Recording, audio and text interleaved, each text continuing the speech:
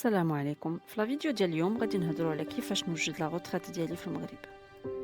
بغينا ولا كرهنا غنوصلوا ان شاء الله كاملين لواحد السن اللي غادي خاصنا نخرجوا تقاعد. هذا السن هذا كيكون غالبا اجباري فاش تكون خدام في القطاع الخاص كمستخدم ولا موظف في القطاع العام.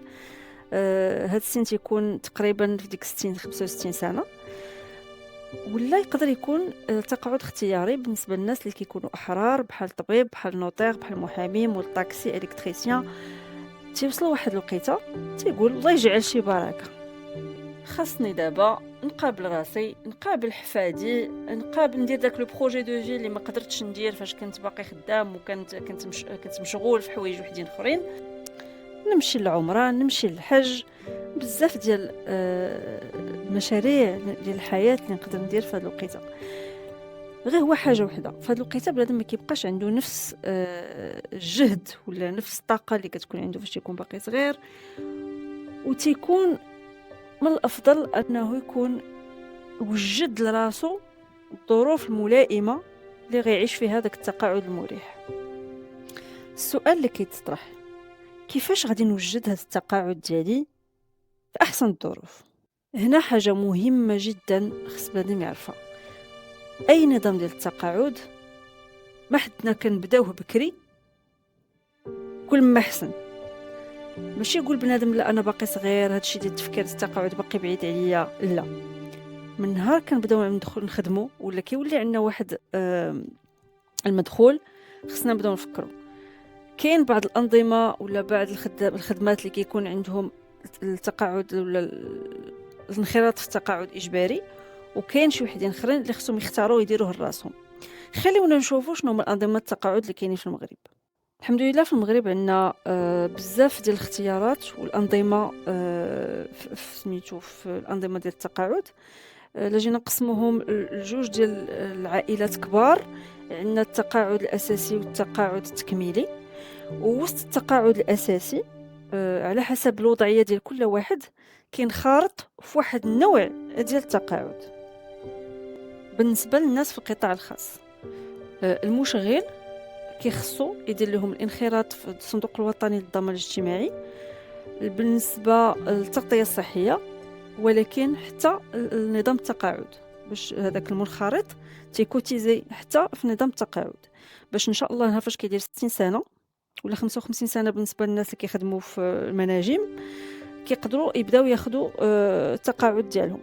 بالنسبه للمستخدمين ولا الموظفين ديال القطاع العمومي كيكونوا عندهم انخراط في الصندوق الوطني الصندوق المغربي للتقاعد، وهنا هذاك الصندوق هو اللي تيكون مكلف بالتسيير ديال لا غوتريت ديالهم باش ان شاء الله حتى هما نهار كيديروا 60 عام كيبداو عندهم الحق في التقاعد.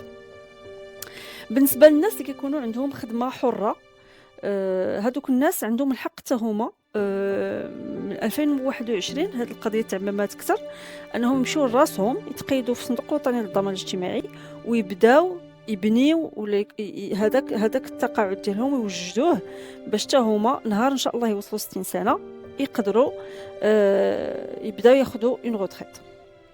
واخر حاجه هو واحد النظام تقاعد سميتو ايركار. هذا واحد النظام مسير من طرف سي دي جي، غالبا كيكون بالنسبه للاطر ديال المؤسسات العموميه والشبه عموميه. العائله الثانيه من انظمه نظام التقاعد اللي هضرت عليها في الاول هو النظام التكميلي. النظام التكميلي كيفاش كما سميتو تيجي باش يكمل هذاك التقاعد الاساسي اللي كيكون عند الانسان. كاين بعض الشركات اللي كدير هذا النظام بحال امتياز للمستخدمين ديالها، ماشي كاع الشركات كيديروا هذه القضيه هذه. الخبر الزوين اننا عندنا الحق، اي واحد عنده الحق يمشي يدير لراسو هذا النظام ديال التقاعد التكميلي باش كيجي كيكمل هذاك المبلغ اللي غيجيه في التقاعد الاساسي اللي كيكون غالبا ناقص بزاف بالنسبه لذاك المدخول اللي كيكون الانسان كيدخل فاش تيكون خدام. دونك باش يجيب شويه التوازن فاش يخرج غوتريت وما يحسش فريمون بهذاك التاثير ديال الخروج ديالو تقاعد، من الافضل انه يمشي لفيغ تقاعد تكميلي. تقاعد تكميلي بزاف المؤسسات البنكيه والتامينيه كتوفر منتوجات ديال التقاعد التكميلي.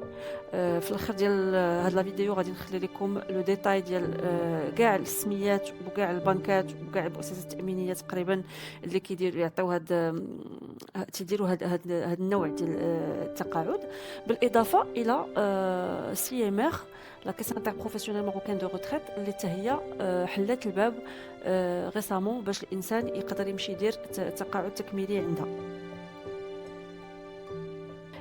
كو سوا بالنسبه للسي ام ار ولا المؤسسات البنكيه والتامينيه، اختاريتي انك ولا قررتي انك دوز لهذا المشروع ديال التقاعد التكميلي، بنادم خصو يمشي مستعد يوجد جميع الاسئله اللي غطيح ليه في بالو بالنسبه لسن التقاعد، بالنسبه لمبلغ الاقتطاع الشهري، بالنسبه لمبلغ التقاعد شحال غادي يجيني فاش غادي نخرج غوتريت. هادشي كامل بنادم يقيدو ويمشي مستعد عند المستشار ويطلب منه حتى يدير ليه اون سيمولاسيون باش يعرف راسو علاش داخل وشحال غادي ياخذ فاش يوصل لهداك السن ديال التقاعد.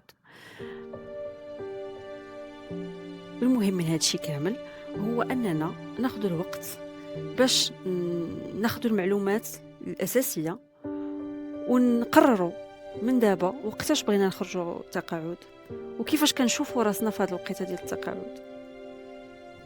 باسكو هذيك الوقيته انسان تيخصو يكون وجد مينيموم ديال الراحه، حيت الصحه كتبقى ماشي صحه، الكانه ما كتبقاش هي الكانه، القابليه ديال اننا تصبر على شي حوايج ما كيبقاوش. دونك كل ما بنادم بدا بكري كل ما احسن، باش من جهه يعيش مستقبل مزيان وتقاعد زوين وما يكونش عبء على الناس اللي كيبغيوه ولا الناس اللي دايرين به. ودابا غادي نخلي لكم مجموعه من المعلومات على شنو هما المؤسسات البنكيه ولا التامينيه ولا المؤسسات المتخصصه في نظام التقاعد اللي تقدروا تمشيو تسولوا وتاخذوا المعلومات الكافيه باش تاخذوا القرار ديالكم بالنسبه للانخراط في السيستم ديال التقاعد ولا التقاعد التكميلي.